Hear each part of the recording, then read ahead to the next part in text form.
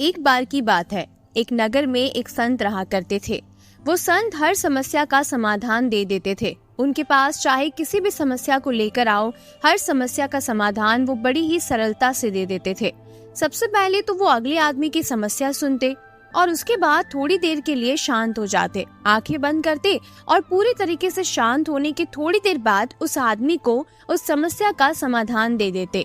अब जो भी आदमी उनके पास समस्या लेकर जाता और जब वो मौन होकर उसका समाधान देते तो वो आदमी सोचता था कि शायद इस बाबा के पास कुछ चमत्कारिक शक्तियां हैं और उसी वजह से वो समस्या के समाधान देते हैं। बहुत लोग उनसे पूछने की कोशिश भी करते कि महाराज, आपके पास कोई शक्तियां हैं जिससे आप बात करते हैं और उनसे आप समस्या का समाधान पूछते हैं। जब लोग ऐसी बातें पूछते तो महाराज हंसने लग जाते थे। फिर कुछ दिनों बाद उस गांव में एक विचित्र घटना घटती है। उस गांव में एक बुढ़िया रहा करती थी। उस बुढ़िया के घर 4 लोग आते हैं। वो 4 नौजवान प्रदेश गए हुए थे और पैसे कमाकर अपने गांव जा रहे थे। पुराने जमाने की बात है, उस समय गाड़ी घोड़ा नहीं हुआ करते थे, लोग पैदल ही चलते थे। इसीलिए वो लोग प्रदेश में पैसे कमाते और फिर पैदल ही अपने गांव की तरफ चले जाते। उन 4 नौजवानों के पास एक पोटली थी।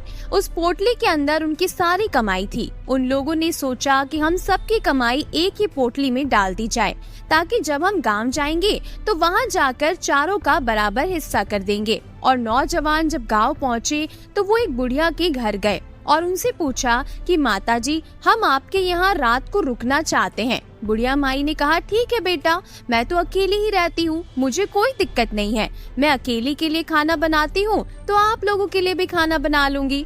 उसके बाद 4 नौजवान उस बुढ़िया को वो पोटली दे देते हैं और उनसे कहते हैं, माताजी, इस पोटली में हमारी साल भर की कमाई है और ये पोटली हम आपको दे रहे हैं ताकि आपके पास ये सुरक्षित रहे। और हम चाहते हैं कि ये पोटली आप हमें तभी देना जब हम 4 लोग एक साथ हो। यदि हम 4 में से कोई एक आदमी ये पोटली आपसे मांगने आता है तो आप ये पोटली उसे मत देना। उस माताजी ने कहा, ठीक है बेटा, जब आप 4 लोग साथ में रहोगे तभी मैं ये पोटली आपको दे दूंगी।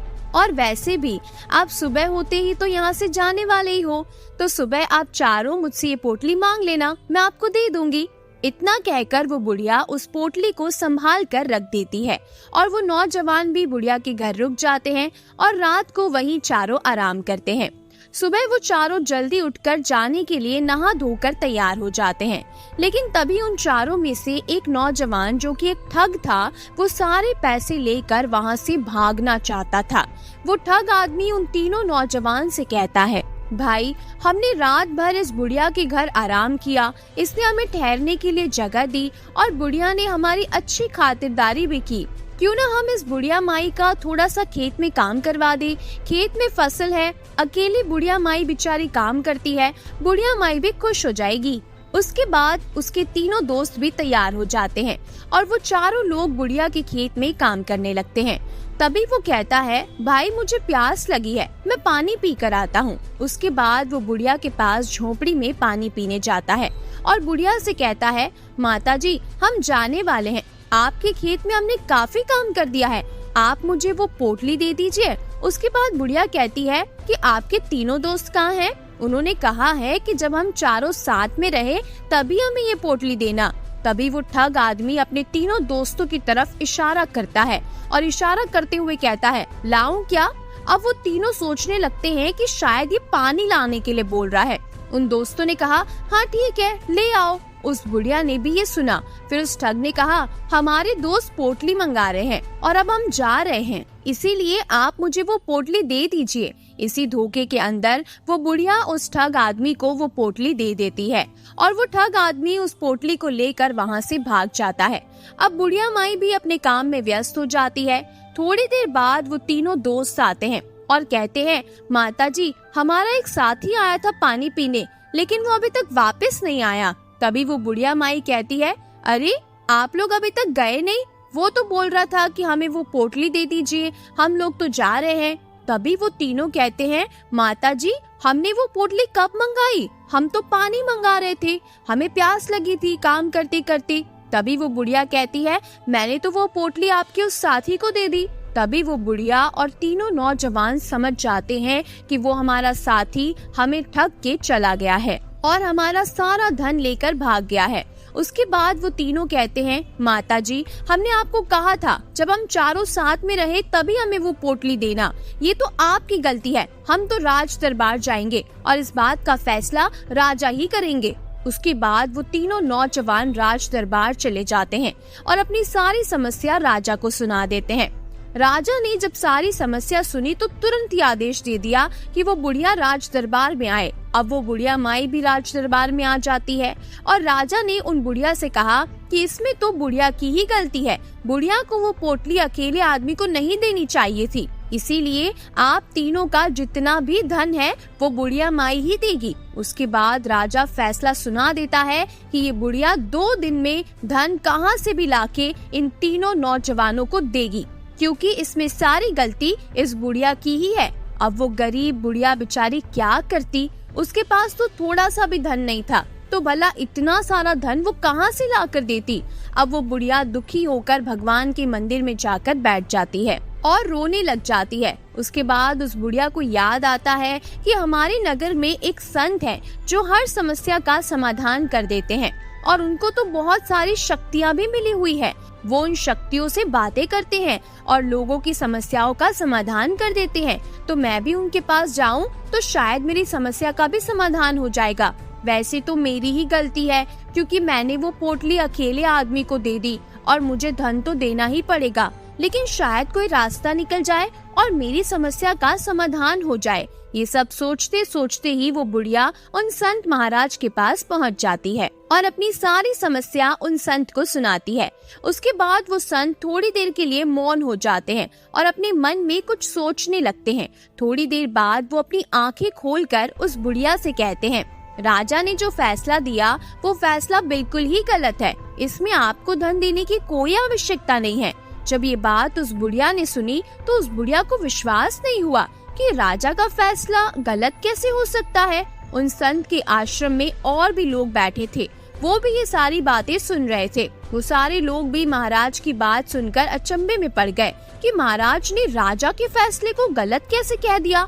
बिल्कुल सीधा सा तो दिख रहा है। जब उन नौजवान ने कहा था कि पोटली हम चारों जब साथ में रहे तभी देनी है, लेकिन इस बुढ़िया ने अकेले आदमी को दे दी, तो इसमें तो बुढ़िया की ही गलती है ना, और बुढ़िया को वो धन उन लोगों को देना ही चाहिए। इस फैसले में गलत फैसला क्या है। उसके बाद वो महाराज कहते हैं कि आप राज दरबार में जाकर कह दो कि आपने जो फैसला किया है वो फैसला गलत है, और महाराज राज दरबार में आएंगे और सही फैसला सुनाएंगे। उसके बाद वो बुढ़िया सीधी भागती हुई राज दरबार जाती है और राजा को सारी बात बताती है। राजा भी ये सब सुनकर गुस्से में आ गया। राजा ने कहा, मेरे फैसले को कोई भी गलत साबित नहीं कर सकता। अगर उस महाराज ने अच्छा और सही फैसला नहीं सुनाया तो उस महाराज को फांसी की सजा दे दी जाएगी। और सारे नगर में ये बात फैल गई। किसी को भी विश्वास ही नहीं हो रहा था कि बाबा जी ऐसा कौन सा फैसला सुनाने वाले हैं जिससे कि राजा के फैसले को गलत साबित किया जा सकता है। राज दरबार फिर से लगाया गया। महाराज को बुलाया गया। महाराज राज दरबार में आते ही चुपचाप बैठ गए। वो तीनों नौजवान भी वहीं पर थे और सारी प्रजा और राजा सब वहीं पर बैठे थे। उसके बाद वो राजा कहते हैं, महाराज अब आप बताइए कि मैंने जो फैसला सुनाया उस फैसले में क्या गलती थी। तभी वो महाराज कहते हैं, बुढ़िया ने वादा किया था कि वो पोटली 4 लोग साथ में होंगे तभी वो देगी, और उसने एक आदमी को दे दी। इसीलिए बुढ़िया की गलती है और इसीलिए बुढ़िया को धन इन लोगों को वापस देना चाहिए। ये आपका फैसला था। राजा ने कहा, हाँ यही मेरा फैसला था। लेकिन उस महाराज ने कहा कि जैसे कि वादा किया हुआ था कि 4 लोग साथ में होंगे तभी ये बुढ़िया धन देगी, तो पहली बात तो ये है कि अभी ये 3 है, 4 तो है नहीं, तो बुढ़िया धन कैसे देगी। ये तीनों दोस्त अपने उस चौथे दोस्त को ले आए और अपना धन ले जाए, क्योंकि बुढ़िया ने वादा किया हुआ था कि 4 लोग एक साथ होंगे तभी वो धन देगी, और बुढ़िया यदि आप तीनों को धन दे देगी तो वादा तो टूट जाएगा। इसीलिए आप जाइए और अपने दोस्त को लेकर आइए। उस महाराज ने आगे कहा कि इसमें बिल्कुल सही बात है कि बुढ़िया ने गलती की है, लेकिन बुढ़िया को तो धोखे में रखा गया। अगर किसी को सजा मिलनी चाहिए तो उस आदमी को सजा मिलनी चाहिए, ना कि इस बुढ़िया को। इसने तो उन चारों को अपने घर एक रात का आसरा दिया। धोखा तो बुढ़िया के साथ हुआ है, फिर ये सजा क्यों भुगते? इसीलिए आपका फैसला गलत था। ये बात सुनने के बाद वहाँ जितने भी लोग बैठे थे वो सब तालियां बजाने लगे और कहने लगे कि महाराज को तो सच में कोई शक्तियाँ मिली हुई है, वरना राजा के फैसले को चुनौती देना कोई हंसी मजाक की बात नहीं है। उनकी बात सुनकर राजा उस महाराज से पूछते हैं कि महाराज, आपने जो फैसला सुनाया वो फैसला 100% सही है, लेकिन ये बात मेरे दिमाग में क्यों नहीं आई? और मैंने तो अपने जीवन में ऐसे बहुत से फैसले सुनाए हैं, तो क्या मेरे सारे फैसले गलत हैं? उसके बाद वो महाराज कहते हैं, राजा साहब, हमारी सबसे बड़ी गलती यही है कि हम कोई भी फैसला बहुत ही जल्दबाजी में करते हैं, क्योंकि जब आपने ये पूरा मामला सुना तो बिल्कुल साफ तरीके से दिख रहा था कि बुढ़िया की गलती है और बुढ़िया को इनको धन देना चाहिए। लेकिन आप उस मामले की पूरी गहराई में गए ही नहीं। आपने इस मामले को पूरी गहराई से झांकने की कोशिश ही नहीं की, क्योंकि आपको तो पहले ही इसका जवाब मिल गया, तो आप अंदर तक क्यों जाएंगे? और जब तक हम किसी बात की गहराई तक नहीं जाते तब तक हमें वो बात पूर्ण रूप से समझ नहीं आती। और किसी भी बात को पूर्ण रूप से जानने के लिए हमें सबसे पहले मौन होना पड़ेगा। बहुत लोग कहते हैं कि मुझे कुछ शक्तियाँ मिली हुई है, और जब मैं आंखें बंद करता हूँ तो मैं किसी शक्तियों से बातें करता हूँ कि उस समस्या का क्या समाधान होगा। लेकिन ऐसा नहीं है, मुझे कोई शक्तियाँ नहीं मिली हुई। मैं तो बस मौन होता हूँ और उस बात पर विचार करता हूँ, और जब मैं उस बात पर गहराई से विचार करता हूँ तो मुझे बहुत सारे समाधान मिलने लगते हैं।